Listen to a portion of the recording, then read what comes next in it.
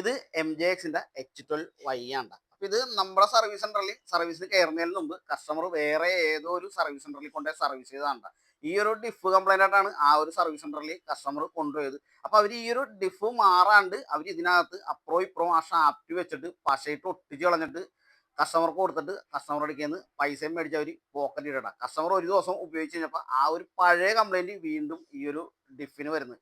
അപ്പോൾ ടെക്നീഷ്യന്മാരൊക്കെ ഒരു കാര്യം പ്രത്യേകം ശ്രദ്ധിക്കട്ടെ, ഇതേപോലത്തെ വിഡ്ഢിത്തരമൊന്നും കസ്റ്റമർക്ക് ചെയ്ത് കൊടുക്കരുത്.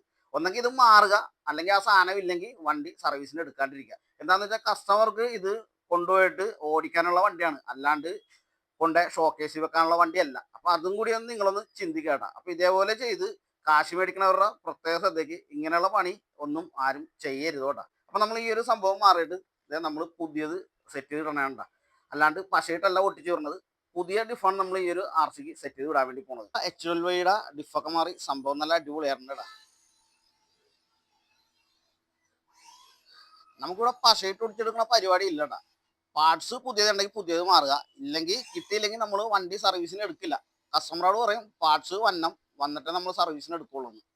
മനസ്സിലായി? അല്ലാണ്ട് നമ്മൾ എങ്ങനെയെങ്കിലും പശയിട്ട് ഒട്ടിച്ച് കാശ് മേടിച്ച് പോക്കറ്റിടുന്ന പരിപാടി നമ്മുടെ സർവീസ് സെന്ററിൽ ഇല്ല കേട്ടോ. അപ്പോൾ സംഭവം നല്ല ഉഷാറായിരുന്നു കേട്ടോ.